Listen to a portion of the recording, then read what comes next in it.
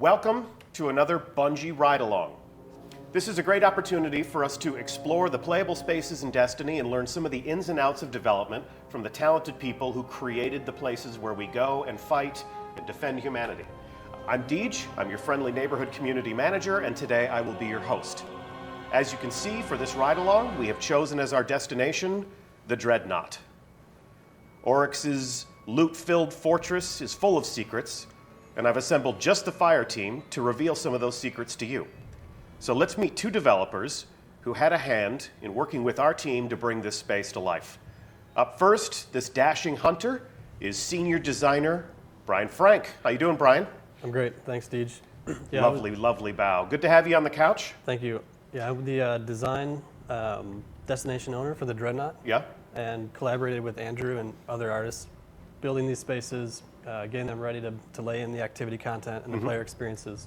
And I'm responsible for the two missions that we're going to play today. Okay, so we'll be playing two of those missions as the breadcrumb trail that will follow through the destination. You created the action, you created the combat, you created the missions that we go on as Guardians. Exactly. That's awesome, okay. And then to balance that out, this hulking titan is senior world artist Andrew Hops.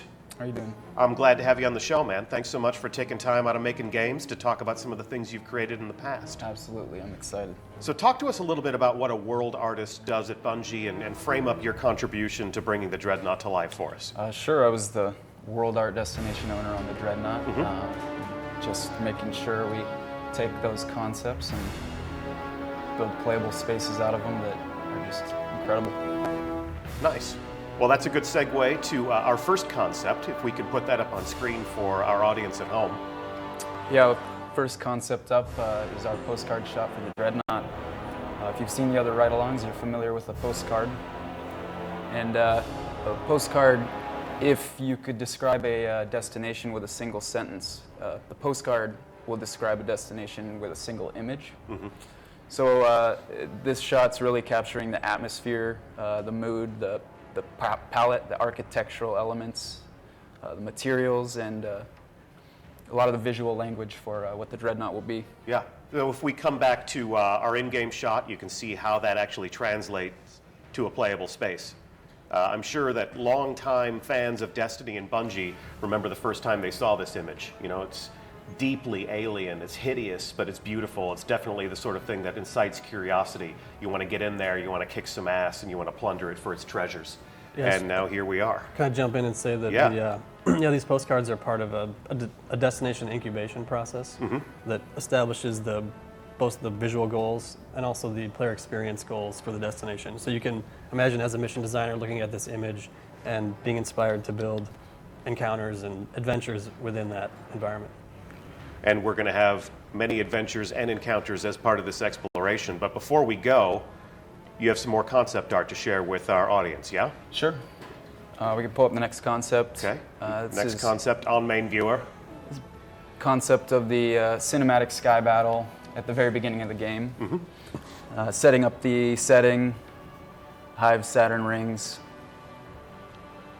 And then if we come back to our in-game view, you probably want to give credit to, yeah? Like who created the space battle concept? So that concept was by Jesse Van Dyke, and if we come back into game, you can see what Mark Goldsworthy's team did with that to set up the remnants of the battle on the Dreadnaught. So we've got the burning wreckage of these husks, these old ships. You've got the Awoken fleet. You've got the Hive fleet. It's all just a wonderful, beautiful mess, yeah? Oh, yeah. Yeah, I love this as well because it's not only a exciting scene for the artist to paint, but it also is integral to the player experience. You know, the Dreadnaught is an environment that you wouldn't imagine Guardians are running all over, but you know, we knew we wanted to have those social elements and later introduce the public space gameplay. And so this fit nicely in with that. It gave an opportunity to create a mission that was about establishing that beachhead, opening the doorway for the Guardians that are going to later be running all around the Dreadnaught, and it sort of contextualizes that action and that player experience. The player quite literally becomes the Vanguard, because in the original Destiny, every place that we explored was a place that we were returning to on behalf of humanity, going back to reclaim lost worlds. But this Dreadnought doesn't belong to us. So that was really a sense that you gave to me as a player, was when I first went to the Dreadnought, dispatched sort of on a stealth mission by Cade, I'm the first person to go here. It made me feel far more important than I ever had in any other mission. It's good stuff. We'll throw up one more concept here by Frank Capizzuto.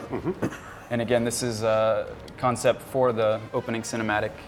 He's exploring the design of the lesser battleships for the Dreadnaught's fleet. Exploring what it would be like when it was destroyed and the pieces it could be made up of. And then if you come back in-game, this is not an identical ship. This is one of those cutters that we see when we're exploring destinations on missions, but you can see that fragmented, almost like it's got a spine, almost like it's got a skeletal system. You know, Yeah, when they're designing that stuff, when Concept's designing this stuff, they're always thinking about how these things are built so you can really ground them in reality. Fantastic. Or virtual reality, as it were. All right, so let's forge ahead, yeah? We're going to play some missions. We're going to explain some encounters, and we're going to see all sorts of different settings on board the Dreadnought and talk about your process in bringing that stuff to the player. So you are our armed guards, you are our tour guides, so you're on point. Go ahead and lead off, and I'll frame everything up for the audience at home. Yeah, and I'll jump in here and talk about this activity really being the establishing shot for the Dreadnought player experience. So it has all those major elements that we're going to find repeated throughout the content that you experience on the Dreadnought. So it's a foreboding and dangerous fortress. It's filled with secrets. It offers like endless opportunities to explore and discover rewards. And this first environment was intentionally built to establish that mood, right? Like Yeah, we talked set about up it being a open. large open space like this with not a lot of cover. It just makes you feel very isolated. Yeah, and small. You guys feel tiny in here. Even just taking a few steps ahead of me, it feels like this place is going to swallow us whole. Exactly, and the goal there is to, in this case, the pacing, and very intentionally, enemies are left out of this initial experience, and we want you to get acquainted with the environment and feel like you're free to explore it, but it also has some dangerous elements that you're going to want to be watching out for. And no waypoint. Yeah, exactly. So that was something that I was really excited about building this activity was, the waypointing system is fantastic, but it's kind of a necessary evil. I really wanted in a player's first experience with this geometry to be reading it, looking at the art that was created and navigating by sort of sight. And the waypoint, I think, can sometimes be kind of counterproductive to that because it just puts an exact pinpoint on where you need to go. And it sort of makes you wonder, like, well, how does Ghost know all this stuff? But, Has this Ghost been on this mission before? Yeah, exactly. But we understand from a user research perspective that players can go about 30 seconds of being lost and be extremely frustrated. So, we need that waypoint to bring you back to the player path.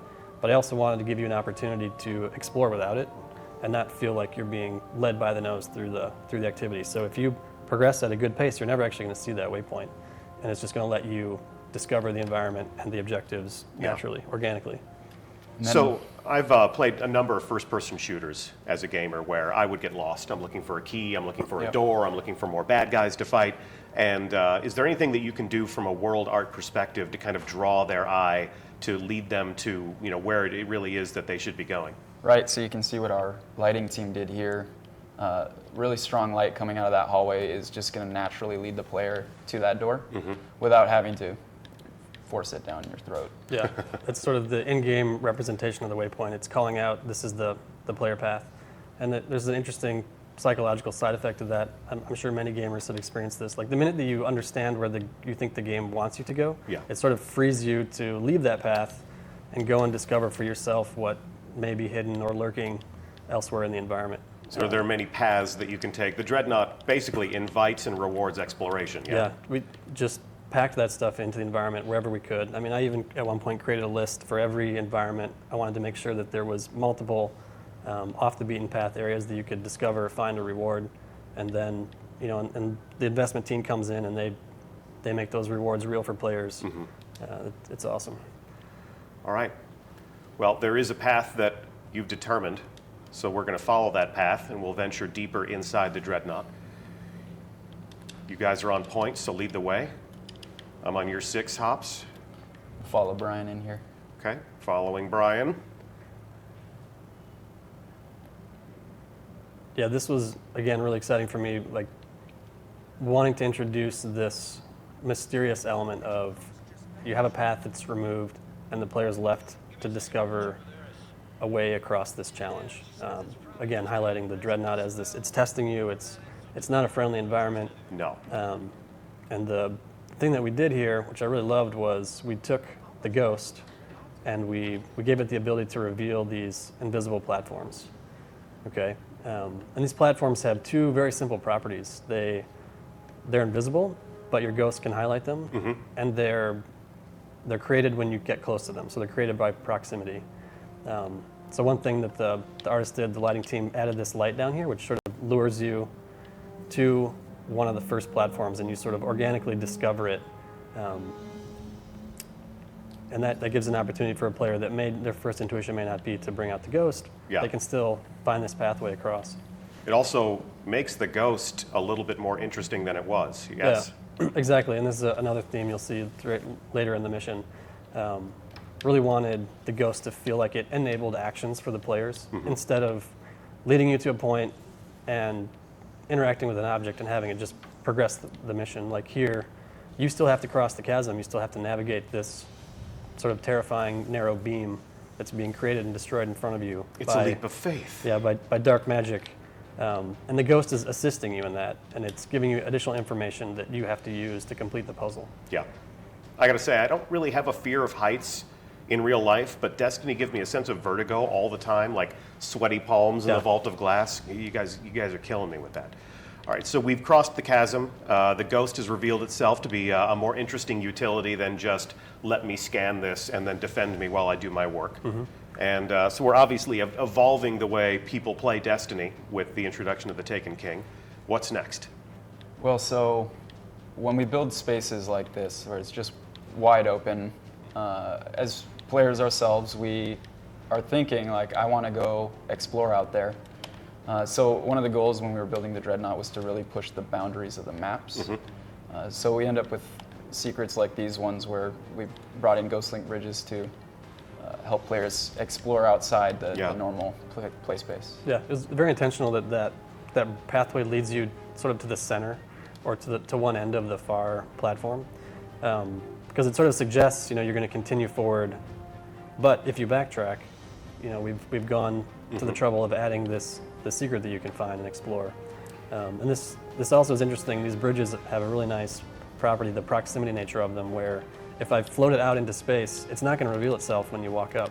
Yeah. So it's sort of one tier of greater complexity and difficulty that's layered in for the adventurous player to go and discover a reward. And then so you do go as far as to tuck a reward up there so that the adventurous player, like my eye is automatically drawn to this little piece of light all the way in the distance. Looks like we've got a culver or a little cave opening we can go in. So if I can make it there, if I'm clever enough to get there, I get something for my trouble. Exactly, and that's critical. Like we want to have that loop, the mystery, the curiosity, the exploration, and then the thing that brings it back is the reward. And wherever possible, we put the best rewards we can give. Cool.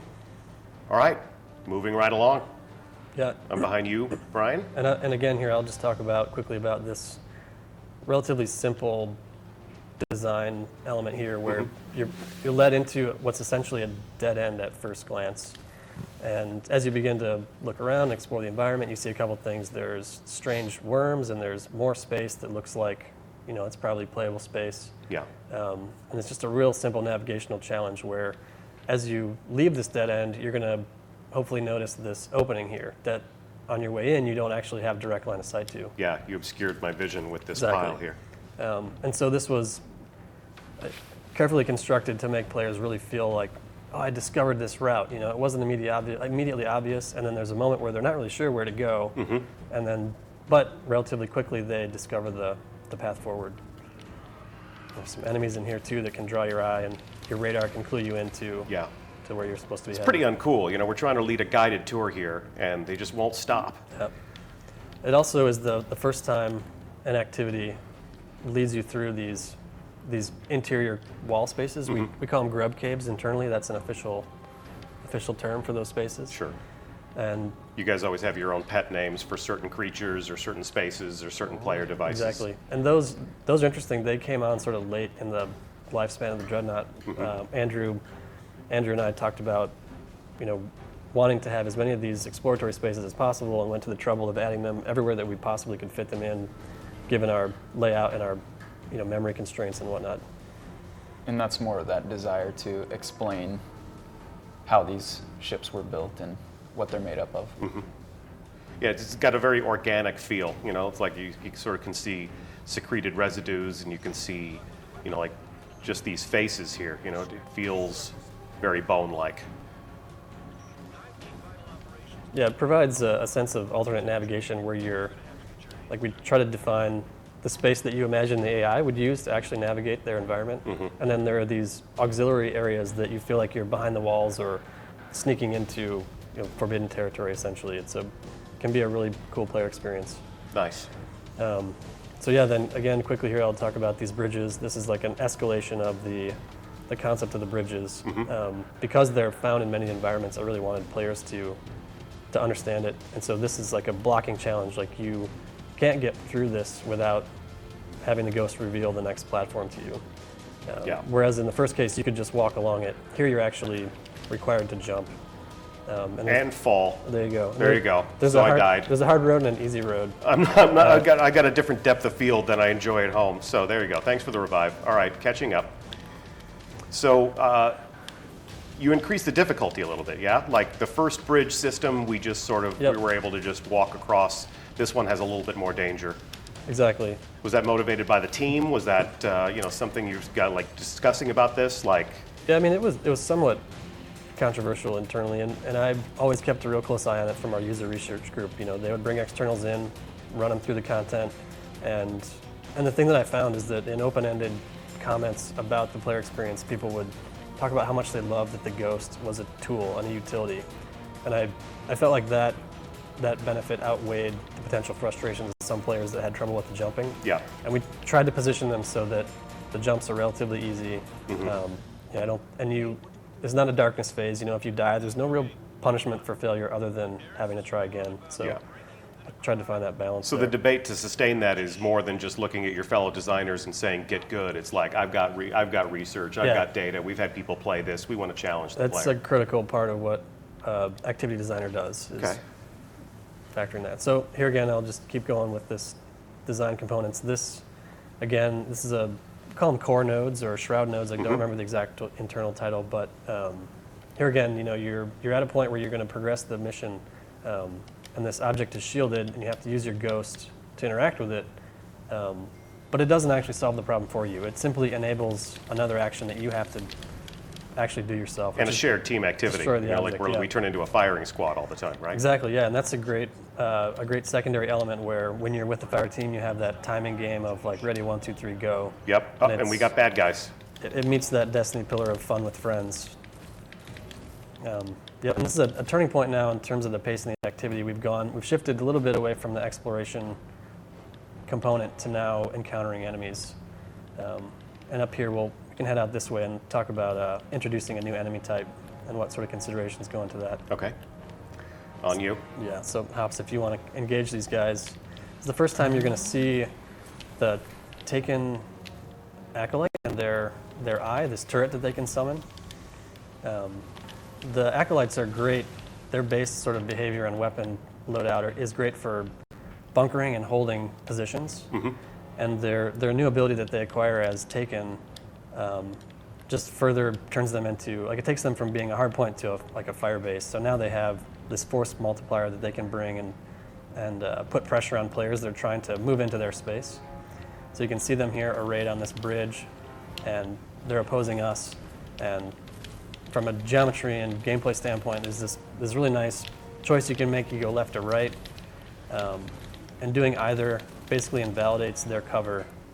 And then you have this sight line here where you can just kind of come in and fish in a barrel and feel like you outsmarted them.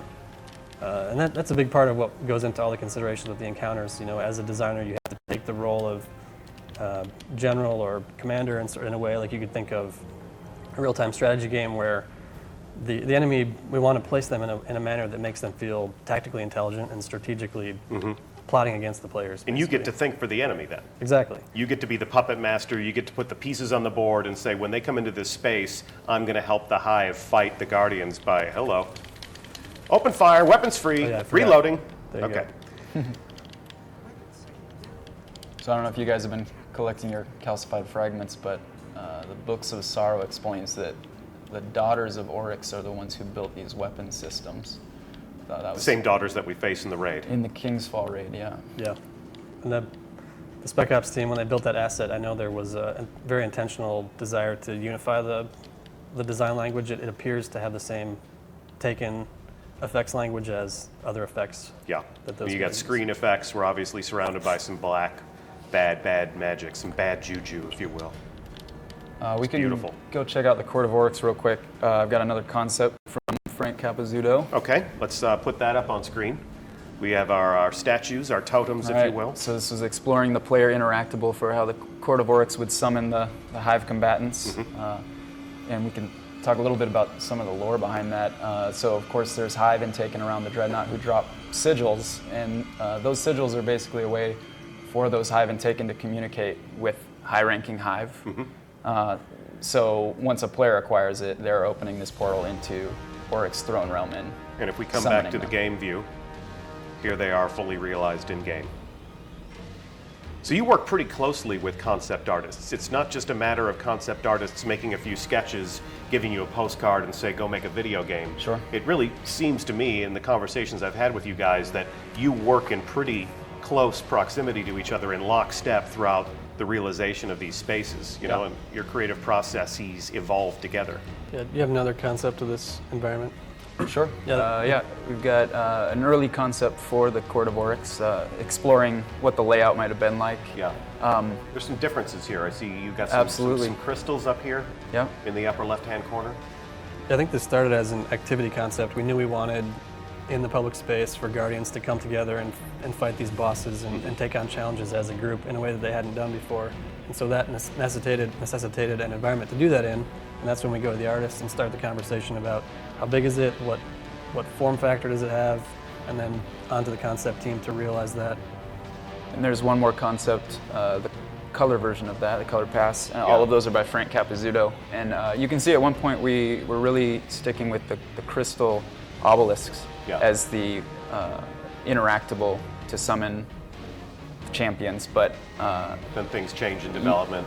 yeah. These things go away. If you actually come back to the in-game view, you can see that those crystals got replaced with your summoning gate here, yeah? Yeah. Right, so because those obelisks are kind of seen all around the Dreadnaught, it could be confusing. So we went back and designed a new interactable, which became the statues, and now those have one clear purpose.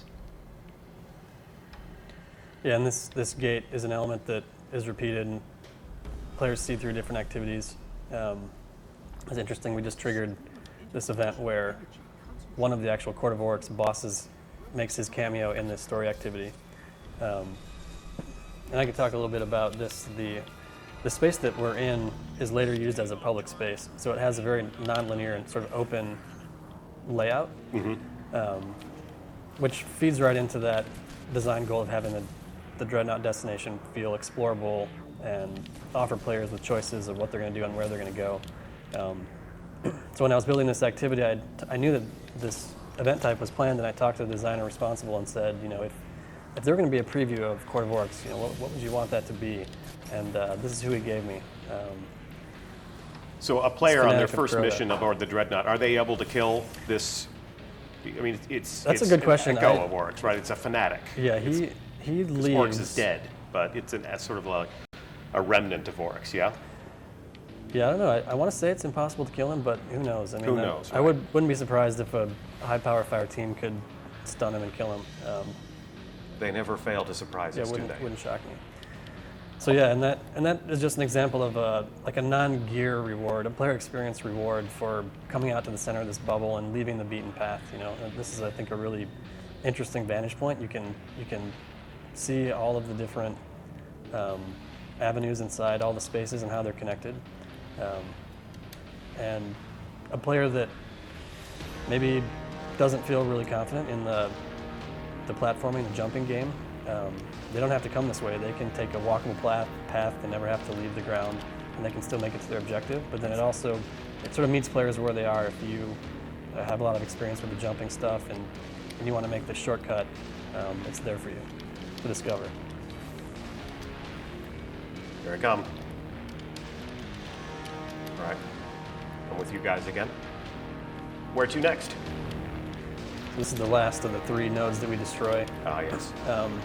And I don't know if I mentioned this earlier, but you can destroy these in any order. Again, reinforcing that player choice design goal.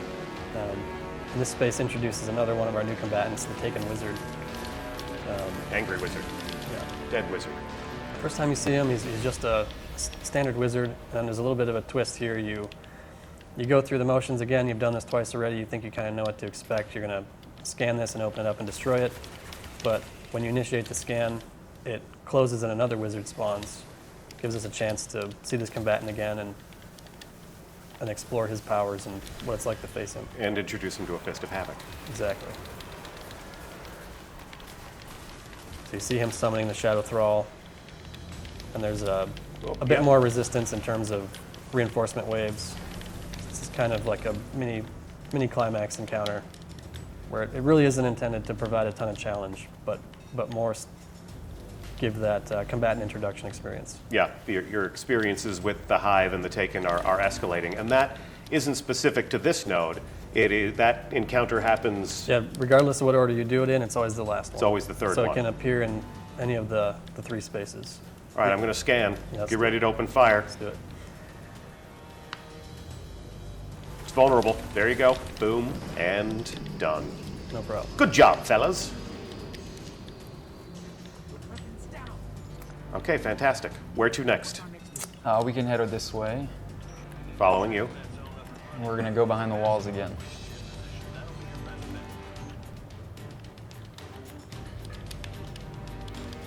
So before we head in here, we've got another concept. This one by Dorje Belbrook. So this is when we're exploring surface materials for the Hive. Yeah. You can see some of the inspiration for that. Shark teeth. It's pretty cool. Yeah, organic elements, teeth, yeah. bone. So we're thinking of bone and enamel and Some crystalline the elements onyx, too. yeah. It gets shiny. And then you've got not a banana, but a little thrall for scale. happy little thrall. Happy there, little yeah. thrall. And then we can see those textures at work as we move through this space, yes? Sure. And before we step through here, we'll Do you actually... want to move up to the next spot that's lit? Oh yeah, sure. We'll go in deeper. We must go deeper. Yeah, I love this light, sort of a beacon, drawing you into this, otherwise a place you probably would not choose to go. Follow the light. There's peace in the light. So we got another concept of the material exploration. You can see the barnacle growth, almost fungal growth on the walls, and that became a lot of what you see here in Yeah, the game. if you come back into the game, there it is right there.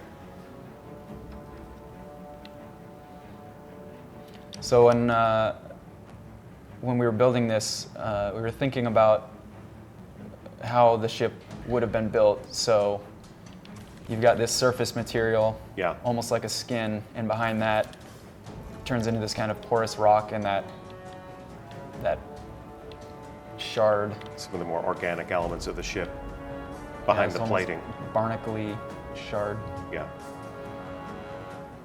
I Some remember nice the energetic crystals to light your way. incubation for the destination talked about it being older than time and really wanting that sort of accumulation and layering to be a tangible Yeah. component of the environment. And as you're in here, we're reminding you that you're not on the surface of a planet. You're inside of a ship. So we've got these structural elements intruding on these cave-like spaces.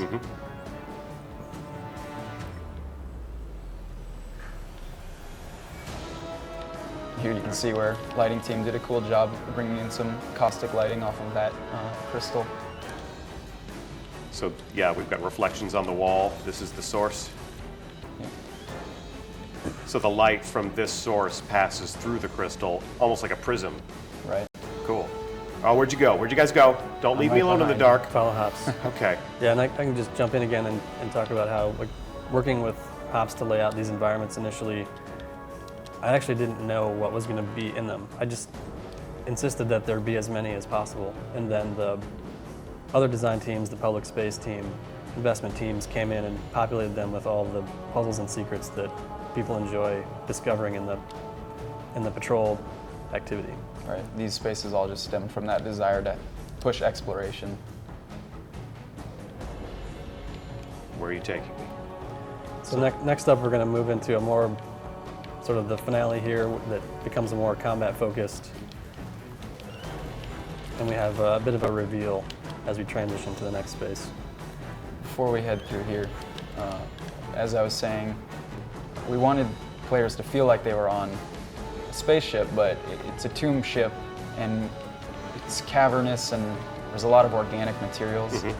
So to prevent you from feeling like you were inside of a planet, we bring in these very tech-heavy aspects. Yep. This is where Oryx gets his cable TV, yeah? Yep. Actually, what are these wires? Does this power the primary weapon? This is the gun that we're coming in here to disarm? Definitely. Maybe. Maybe. Okay. No one knows. All right, we don't have a schematic. Yeah, it's also a great showcase of, even in a destination that's essentially fully enclosed, we Yeah. wanted to have a delineation between open and like exterior and interior space. That's part of the design language that the public space team used to distinguish the private dungeons to the public areas where you're going to encounter other guardians. So we'll see other examples of that later. All right. All right, lead us on. Let's go. Shortcut. Okay, so I'm following you, Brian, but Hops just took a shortcut, so once again, there's more than one ways to get where you need to go. Yeah. Inviting exploration, rewarding people to find their own path. These were all themes that you guys explored Definitely. as you moved through this space as artists. Even when we're connecting one space to another, having an opportunity to make a simple choice about how you're navigating is really important for players to have that sense of autonomy. I've got another concept to put up here. All right, let's This check one that out. by Jesse Van Dyke. Jesse Van Dyke, awesome. So in this concept, he's exploring obviously when the Cabal ship impacted. This is one of the Cabal ship from the mission on Phobos, took off from Phobos, and Primus Tau-Un and his Bond brothers came in here, plowed their ship right into the Dreadnaught. Punched a hole right through space. Yeah, so this concept, obviously, you see the chaos. That's right after it happened. And by the time the Guardians arrive, the fires have smoldered. It's just So we'll come back to smoke our and in-game view. embers. You can see, things are still sort of smoldering and burning. Not completely ablaze. It would be a little difficult to come into a combat space if everything was on fire. I don't think we'd last very long. Our effects artists had a heart attack when they saw that concept. That's But a lot of luckily- fire, you guys. Luckily, that's not when we come here. All right, so we come into this large cavernous space. We see there's obviously a fight underway that has nothing to do with us. We can Yeah. get involved if we want. I love looking at this concept now that the game is done and all the pieces have been put into place, because like I almost feel like this was conceived of just what could be the most audacious thing we could do. How about we slam one ship into another and create this rubble-strewn battlefield? And I think at the time that was created, we didn't really know who the Cabal were or what exactly their motivation was. And for players, this moment is still wondering about those exact things. And the activities that they play on the Dreadnaught will begin to peel back those layers and let them understand what's going on. And the narrative team, the story guys, they did an awesome job of fitting all those pieces together. I think the ship actually has a name. You saw it in the opening mission, take off from the battlefield. So again, it's completing that loop. And this environment, I love this environment and the way it's laid out for players. It has those multiple avenues. You can really pick your path through this rubble field, and there are little combat vignettes scattered throughout where the Cabal are fighting the Hive, and you have an opportunity to come in as a third party and raise some hail. Yeah, watch them fight a little bit and look at how the combatants interact, and then also pick your spot to take them down. Yeah, there's so many different pockets. This is actually my favorite place to bring gunsmith weapons, if I'm ranking up gunsmith weapons, because it's such a target-rich environment, different types of targets, and if I'm only hunting Hive, I've got a nice secluded place to do that. If I'm hunting Cabal, I know I got a nice endless supply of Cabal, and the Taken just appear wherever they want to. Yeah, there are a couple main combat zones. Like there's obviously this area up where I'm at, Coming to by you. the Cabal ship. Yep. And we do a lot in architecting, collaborating between Andrew and I, making sure that these zones where combatants are going to be fighting are separated, because what we don't want is players to be standing in any one given spot, engaging a group of enemies, and some other group of enemies that they're not necessarily concerned about is, taking shots at them from the side. Yeah. Right? So a bunch of that collaboration that we do is surrounds that design challenge of how do we keep sightlines open so players have a big vista and they can see a lot of the space, but still bisect and segment the environment into separate encounter pockets. If you want to head over here, Deej, Coming to you. I'll point out some of what he's talking about. Okay, cool. Yeah, we'll just sort of take a look at the room in crossfire. Right, so we're selling this composition of the Cabal ship Impact with all of these pillars that are all pointing in the same direction, bent over. Yeah. But all of the pillars that are in the gameplay space are very intentionally placed. So if you look at these pillars over here where I'm shooting, Yep. each one of those is functional cover. We've put stuff down at the base of them so that combatants can use them as cover. And then us you've got too. this- Guardians need cover too, Sure. And then the rubble pile I'm standing on is Yeah. acting to divide that encounter space from the encounter space over the trench where the Cabal are fighting the Hive. Mm-hmm. And again, divided by this rubble pile here. So all of these are very intentional, even though they make up a great composition. Yeah, and we'll come back to that trench in the next activity. The public space designers have their own set of design goals and requirements, if you will, that inform how we build these spaces for particular activity types. Mm-hmm. And you did build public spaces into the Dreadnaught, even though, like you were saying before, the Dreadnaught isn't overrun with Guardians, but if we are infiltrating this, if we're taking the fight to the Taken, you still get to have those chance encounters with other players that sort of defines the Destiny experience, Yeah, yes? Exactly. All right. You guys want to plant that? I'm going to plant my flag. Now, we've seen these flags in so many different destinations, but this was the first time we actually got to feel responsible for the fact that one was there. So I get to do something special. All of humanity benefits. Right, we are the pioneers on the Dreadnaught. And there is my badass dead orbit Fermi Solution starship. Look upon my riches and weep. Exactly, yeah. So this is a great opportunity both for players to feel like they've made a significant contribution to the advancing the narrative of the story, right? They're opening the Dreadnaught for business, for Guardians, and then we fly the ship in as a sort of a cinematic moment. This is a visual reward. You get to see your ship that you've invested time in collecting and see it in the world. I just think that's an exciting opportunity for players. We want to do that as much as we can. And now the Cabal seem to have themselves an RV. Yeah, so I can talk about this again from an encounter standpoint. Wanting to escalate this mission to a climactic finale encounter, and one of the tools in the toolbox that I decided to pull out was this tank, which proposes some interesting design challenges. Like, for one, it's built for 3 players to fight, and on any given story mission, we have to assume that there likely will be 1 player taking on this challenge. So part of what I did with that was introduce these ammo crates. And those are great. They do a number of things to the player experience here. One, they give you that edge against the tank that you're going to need if you're fighting alone. And secondly, they hopefully pull you away from the landing zone where you might otherwise be tempted to just sit back and pick off the enemies. And lastly, the order that they're created and the actual position that they're placed in are going to pull the Guardians away from the Hive counterattack that comes from the opposite direction in this space partway through the encounter. Yeah, it gives me a good place to fight. Yeah. And that Hive counterattack then is important from the standpoint of, again, providing an escalation within this encounter. And then it also, the ogre and the tank will start to fight each other, and they'll sort of draw the attention of the tank, which will divert it and it'll reveal its undamaged sections to a player where otherwise if they were fighting it alone, it might be hard to circle around behind it because it's always trying to face you. Nice. We did it. That's Oh, good. don't grieve. We did a good job. Come on your feet. On your feet. There you go. All right, we are going back to orbit. The show's not over. We've got one more mission to play. We've got more of the Dreadnaught to see. This will be a momentary station break. And we'll also get a chance to take a look at how the approach to this destination is different. We're used to flying over planetary scapes. We're used to our ships and seeing, the atmosphere of the planet and the ground rushing by. But the Dreadnaught is a very different type of beast, isn't it? Right, it's not actually on the planet. We're out in the rings, so we get to fly along Saturn's rings.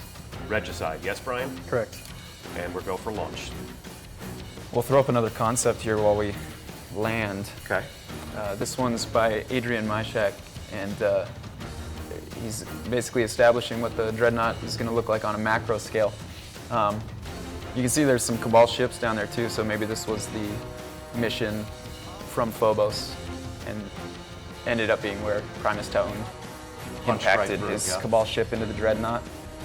We got 4 ships on approach. Conceivably, only one made it through. Right. Past their defense grid. But if we dissolve back to in-game, we're on approach. Instead of a planet's surface, we've got the rings of Saturn, so we're in the middle of deep space. Fighting aboard an enemy capital ship. And here we are again. And action. Here we go. This is where you make your spoiler alert. Spoiler alert, Yeah. friends at home, this is the last mission that takes place as part of the Taken King campaign aboard the Dreadnaught. Obviously, the raid is the pinnacle of your experience, but if you have not finished your Taken King campaign, you are invited to leave now or have your experience spoiled. We'd be happy to spoil your experience for you. That said, who am I following? We'll run down through this trench here. Okay. I alluded to this earlier. Trench run. Having safe routes for players that are trying to collect materials and maybe don't want to So- constantly be engaging with enemies, it's one of the principles of the public space design. So Yeah. we made sure in laying out this environment that we had those opportunities, those routes where players can effectively avoid the combatants. If they have an objective in a specific bubble, they can get there quickly and do what they need to do. Okay. And then again, in this transition actually used to be more or less a series of hallways, right? Hive interior, and that was something that the public space team took a look at and asked us to try and improve upon. And so we instead made it that you're alongside the hull of the Cabal ship here where it's punched through. Yeah. Which does a couple things. For one, it retains that sense of being outside because there's another structure here that you're outside of. It's visual storytelling, and it gives you more information about the Cabal ship and what happened. You can see the hull is scored by all the wreckage that it grazed past. And you've moved past me, so I'll catch up. It's also helping orient the player as they move into the next bubble. Yeah, because you've got that blue machine environment on the left, and then the rubble on the right. Yeah, create sort of a north star so they can just say, I'm on the left, on the right. You got him? You got him? You good? You good? Yeah, well, we crew these out. I can sort of talk about this activity and its goals. The design director, the design lead for the project came to me and basically laid out a plan for almost like a boss rush experience. Who was that specifically, the design director? Luke Smith. Luke Smith. Conversations with Luke. He came to me and said, this activity, we're going to have 2 ultra boss encounters. Initially, I was like, man, you're crazy. That's too much. We've never done that. But I think that was the right way to go. And it feels right for the culminating activity in the story campaign. We're really trying to present Oryx as a threat and make this feel like an achievement for players to overcome these obstacles. Nobody touched the rupture. Okay. Nobody touched the rupture. Copy rupture. We're not going to go through there yet. We have some fun things to talk about first. Let's jump into another concept here. Okay. This one by Ryan Demita. Yeah. And this was when Ryan's exploring the architectural language of the Hive architecture. You can see it's very Gothic inspired, spiny, bony. And if we come back to our in-game view, that's how it's realized by the World Art team. Yeah, very skeletal in nature. Where'd the rupture go? Okay, there we go.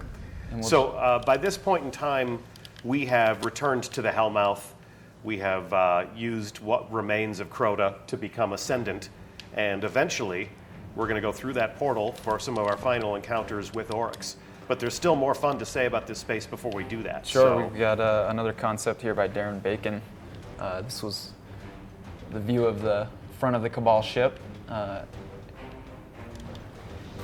You start understanding its relationship to the other bubble here. you can go ahead and pull us back into the game view, and that's how it's realized. It's actually hard to get a good vantage point of all of the Cabal ship. You can see sort of the two tines that reach forward and then sort of the center structure. But it's such a massive thing that you've created, it's hard to frame it up with one view. So when we're building this space, we are thinking about how it might have looked before the impact of the Cabal ship. And if you come on down here, one of the ways we're doing that is we create this sequence of architectural elements, and then we break that sequence where the ship impacted. You can see all these pillars that have been knocked over suggest they would have been repeating from this element over here. Almost like falling dominoes. Right. Interesting. Yeah, and from a design standpoint, from a activity perspective, I love the Cabal ship in here because it gives us another box that players want to get inside of. Yeah, absolutely. They encounter it in these first missions. They don't have any access to the interior, and hopefully it's obvious that paths lead into it, and players are wondering, when am I going to get to go in there? How am I going to get inside? That's a big door. What rewards lie beyond? Which makes the strike where you actually do get to infiltrate their ship all the more of a triumph, right? Cool. All right, up next. So instead of going through the rupture, we're going to dip into another level real quick. Okay. I believe it's the founts, right?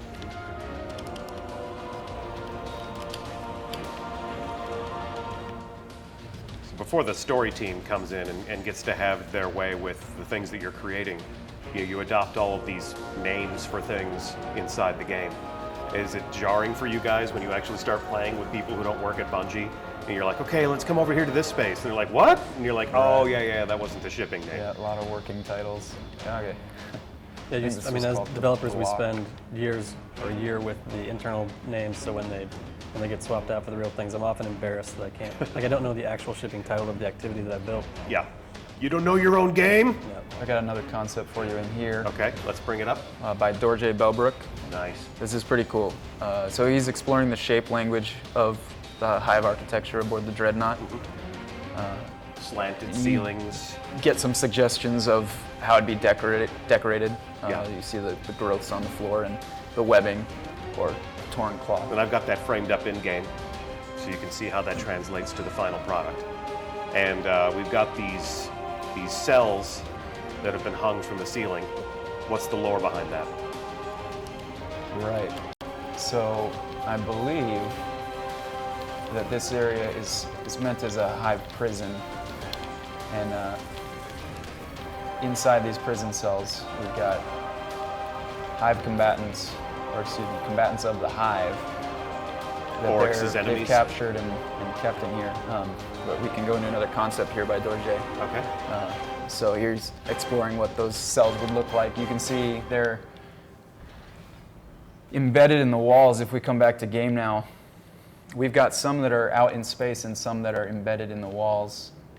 Yeah, Deej, if you want to look down here, there's one down below us. Yep. Went to the trouble of making the covering on those prisons destructible in some cases. Yeah, I just blew a door off of Yeah, one of them. exactly. So another opportunity Have for a you grenade. to. He doesn't like that grenade. Let me finish him off. There you go. You can finish him off with your grenade. Yeah. So, So if I shoot the door off that thing, some of them will destroy, and offering the opportunity for hidden stuff in there as well. cool. I'm following you, still following.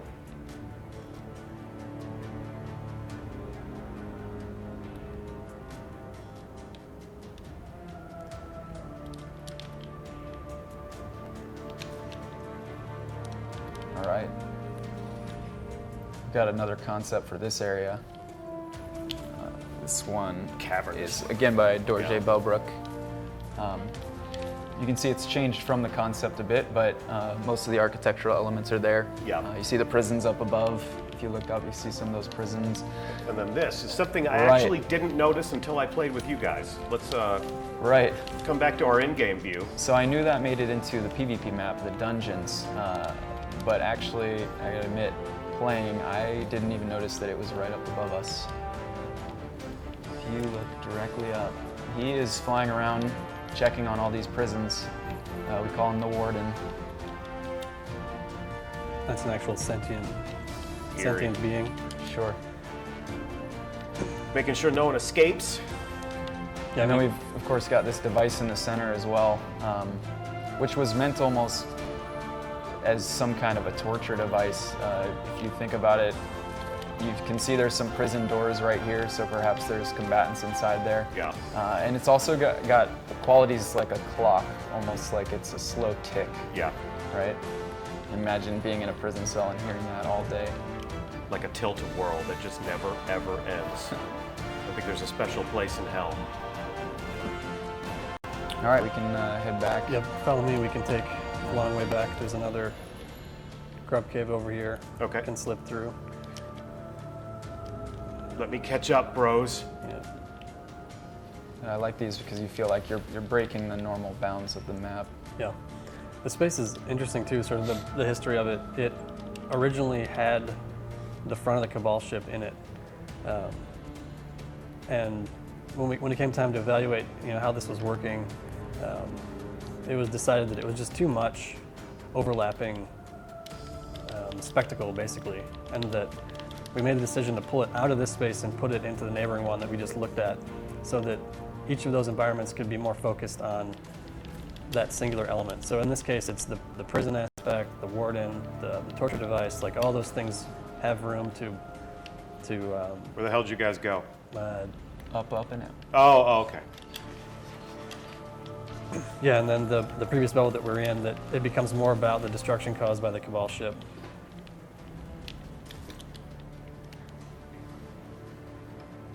That was no small feat for you to rebuild what was basically half of this environment, right, and pull that out. Among many world artists, yeah. So we are on our way back now to the Rupture, and we're going to go take the fight to Oryx. Is that the plan? Let's do it. A lot of cells. These are also cells? And this is where we been- started. They've been coasting the galaxy for millennia, just accumulating. It's a lot of enemies. That's a lot of guys that need to get put in jail. Aboard your ship older than time. Older than time itself.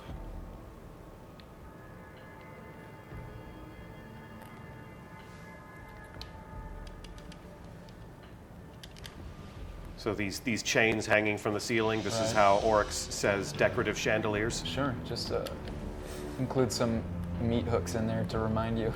that he's a bad guy. And some banners too, so that it's not completely Spartan, it's not completely grotesque everywhere, right? I mean, you even give me maybe a hint of crimson. So one more thing we can go check out real quick. Again, this space out here, when we initially built it, those platforms out there were purely decorative. And we immediately said, well, as a player, I want to go out there and explore. Mm-hmm. And we pulled in the Ghost Link bridges and made a little puzzle out here so Yeah, that players could have some fun doing that. It was almost like, yeah, we can't let players out there, and then we sort of asked the question, like, well, Why? why not? Why not? Like, let's try it and see what happens, because we knew it would be extremely rewarding. Yeah. And I think this jumping section represents the pinnacle of the Invisible Bridge challenge. Well, there you go. For you puzzle jumpers out there, prove yourself. This is where you want to Especially come. The gift of the worm. The gift of the worm. Tell me more. Well, there's a chest out there that maybe requires some special ability. Maybe. You guys ready to head through the rupture? Let's do it. All right. Yep. Yes, sir. And I'm following you. So yeah, we're on track here, finding Oryx. We've entered a new area of the Dreadnaught that was otherwise inaccessible to us by passing through the rupture. And everything at this point is focusing on anticipation of that confrontation with the protagonist, or the antagonist, Oryx himself.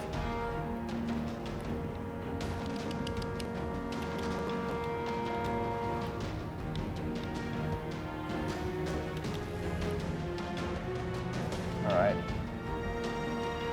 Check it out. Got another concept for this area. Okay, put This that on one screen. by Darren Bacon. And you know, we needed a really impressive door here. So we had this put together. It's explaining what this door would have looked like, what the macro shapes of that wall would have looked like.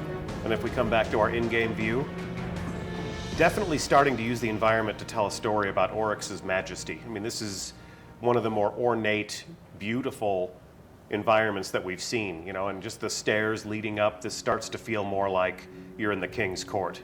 Right. One thing we strived for in the Dreadnaught was to make it a place that players would want to spend a lot of time.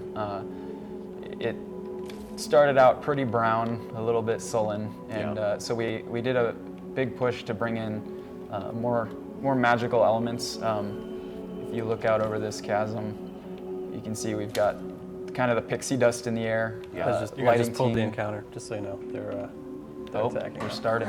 We got Baddock? Okay. All right, we'll fight them. We'll do some sightseeing in a minute. Let's clear the area. Yeah, so here's another combatant introduction, the Hobgoblins.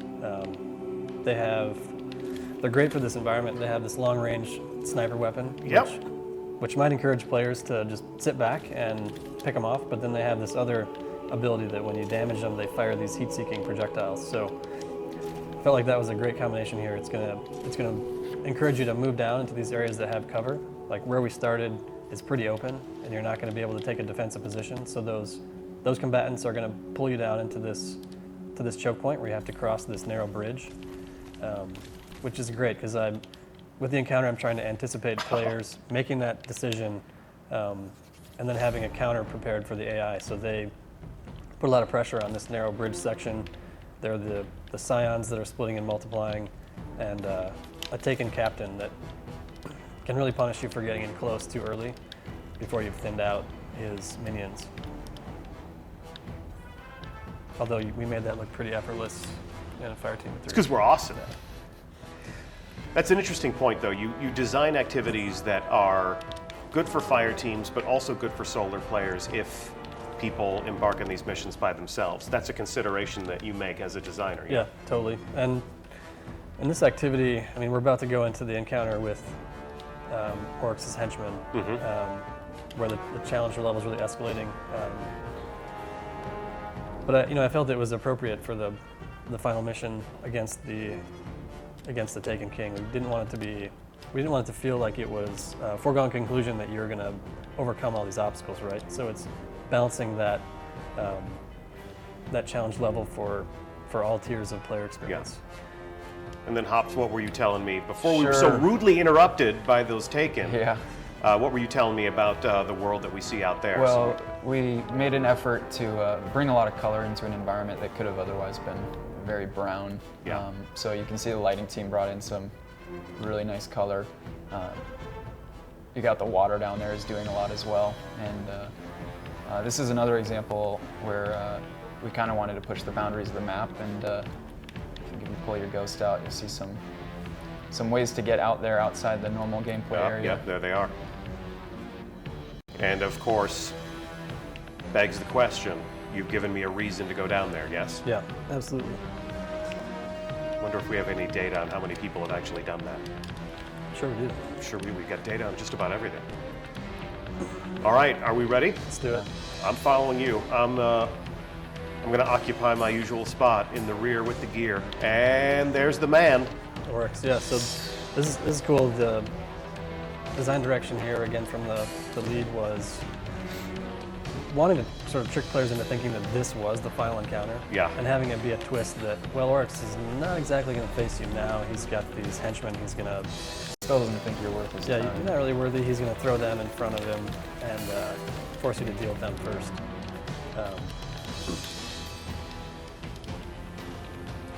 This encounter presents a fair amount of challenge, and it's funny that internally we talked about them as Bebop and Rocksteady before. Bebop and Rocksteady? Yeah, I don't know exactly where that came Talk about from. a working title. Well, it kind of encapsulates the concept of them, right? They're Yep. his henchmen, and you develop a relationship with them throughout the campaign. You encounter them individually, and then here you're forced to fight them together, which was a novel experience. He's not pleased about that. In Destiny, you've never been forced to take on two ultras at once before. No. I just remember early on working with other content creators, and they'd come to me with questions about these guys, and they're like, so which one is Bebop, which one is Rocksteady? Yeah. And I remember never being able to keep it straight. I always thought of, well, Rocksteady was a rhinoceros, and the Cabal are kind of rhino-like, so that's how I... Yeah, the war rhinos. Not space turtles, but war rhinos. And I'm out. So I can bring in the fact that in important areas you'll see much more of the crystal onyx and the gold trims, and that's an effort to kind of bring in the more regal palette of Oryx.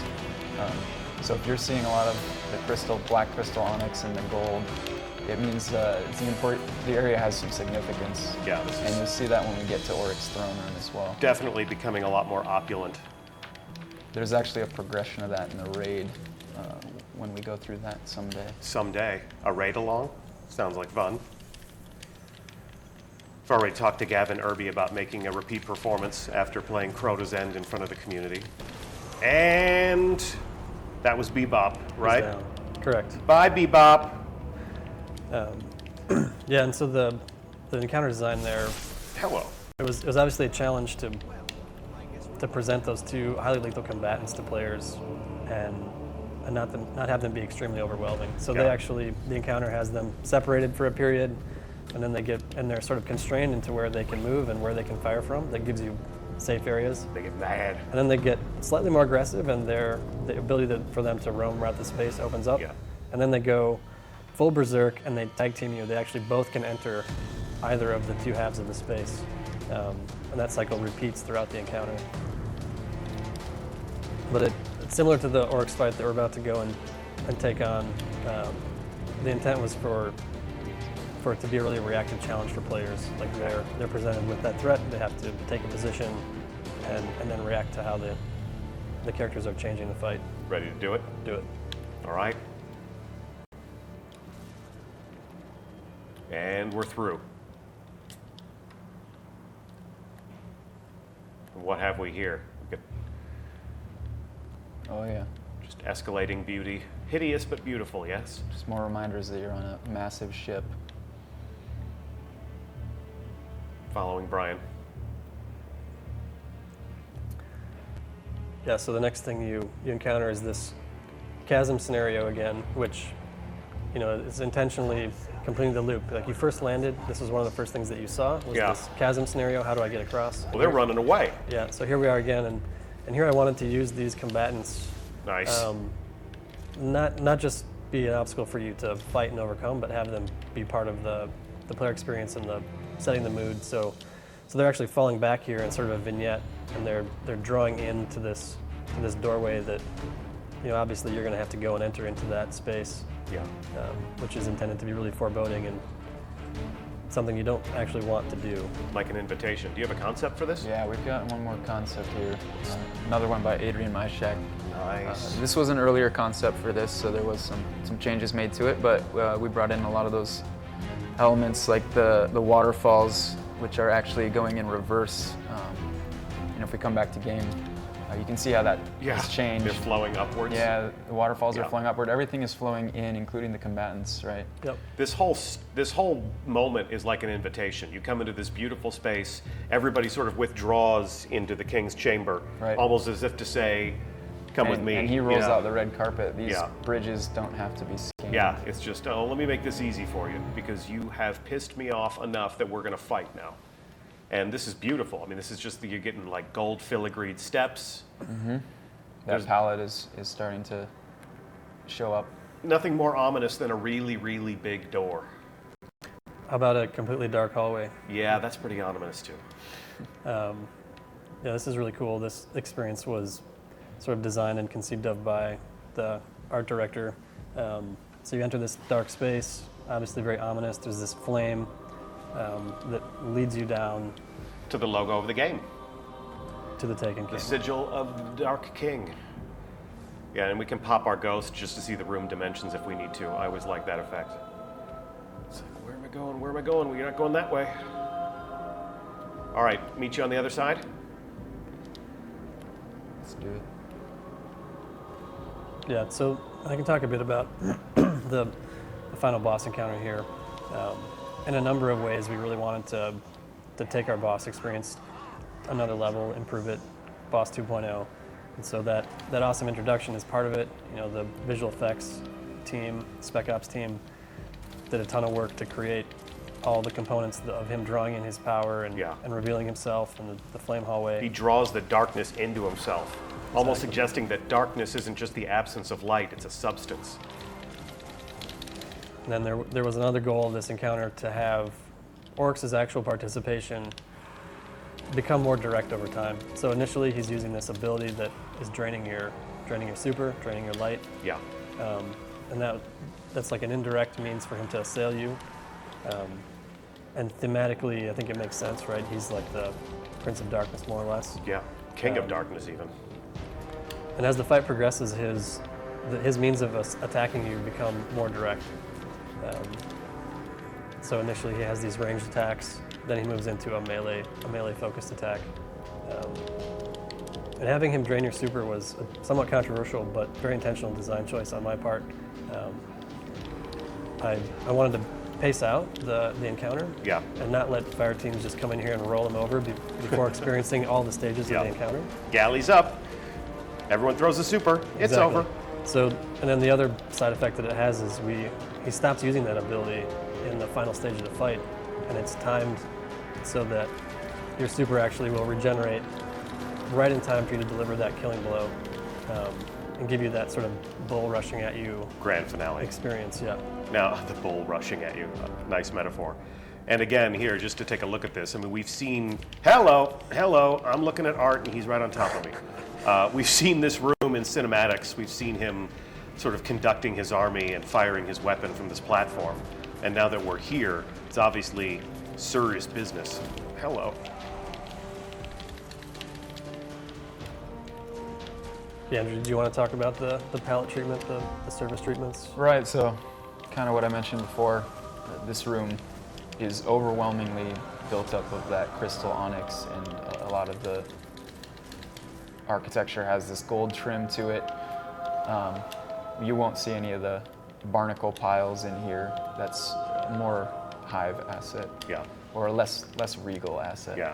This is a very elegant, He keeps it noble clean. space. Yeah, go clean your room, Oryx. You can see he's switching to this more direct projectile attack that's firing Yeah, at players. it's getting a lot more aggressive. Yeah, so his More personal. gold steps, his crystalline decorations. It's a very pretty space. Almost there. There he goes. Still no super. All right. So yeah, the final stage here, sort of the Thunderdome, if you will. 3 men enter. You see those obelisks I was talking about during the Court of Oryx in Yeah. here as well.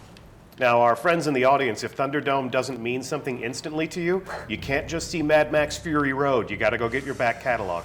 So here we are in the Thunderdome. Yeah. So And what role is Oryx playing? Because he's Exactly. not really fighting us directly. yeah. So the player experience sort of goals for me here. Well, this was inspired by my irrational fear of sharks, and so I really wanted to channel that sense of, being helpless, being in the water. There's this apex predator that's circling you, and he's still sort of toying with you. He's going to come in and make these lethal strikes. Thump, thump, thump, thump, thump, thump, thump. Okay, yep, that's a lethal strike. Here he comes. It sets up the opportunity for that sort of bull rush moment where you put the final blow in. Are we ready for the final blow? You guys ready? think so. Should we finish him off next can time do he it. comes in? Courtesy of Lord Saladin. Here he comes. Nope, there he goes. Still toying with us. Come on, man. You're a shark. Be the bad man, Oryx. All right, Be the bad here man. he comes. Here he comes. Still got quite a bit of health. Got slammed. All right, last One more. So yeah, I mean, and in terms of the challenges encounter, it's obviously much easier with 3 players. Everything's easier with 3 players.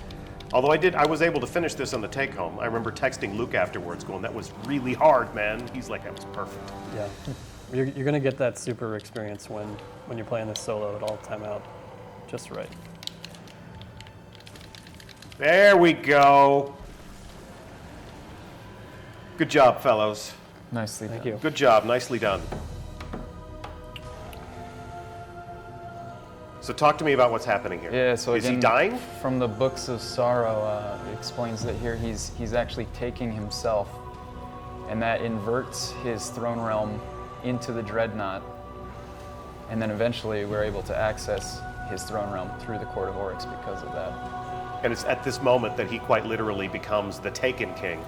He becomes Taken himself, and this sets us up for the raid that follows. Right. So he's Not sort of truly gone. not truly gone. He achieves his final form and beckons you to come and find him in the King's Fall raid. Right. And perhaps we'll play that another time. But for today, this has been our ride-along of the Dreadnaught. We scratched the surface. We did not see all of the Dreadnaught, but it's a big place. A ship older than time. Right. So it's been our pleasure to walk you around and talk to these guys and to hear from them what they think about when they make your games, what inspires them, what challenges them, how their creative process evolves over time. As a fan of Bungie games for a long time, I love stuff like this. I hope you do too. So it's my pleasure to thank senior world artist Andrew Hops. Thank you. Thanks for hanging It's out. fun. Thanks for building the Dreadnaught. And senior designer Brian Frank, thanks for filling it up with Thanks for having us. danger and agony and treasure No problem. and mysteries and secrets. We'll do it again. All right. All right. This has been a Bungie Ride-Along. I'm Deej. It's been my pleasure to host you. We will be back next week. We're going to have a conversation with our audio team. This week, we suppressed the audio, the game audio, so that we could talk to these fine gentlemen. Next week, the audio and the things that you hear when you play will be front and center. We'll talk to the composers, we'll talk to the sound effects creators, we'll talk to the designers, may even talk to some of the actors. So tune in for that. Pay attention to the Bungie blog or any of our social media channels for updates on exactly when that show will happen. And, of course, let's talk about the fact that players of Destiny want new things to do.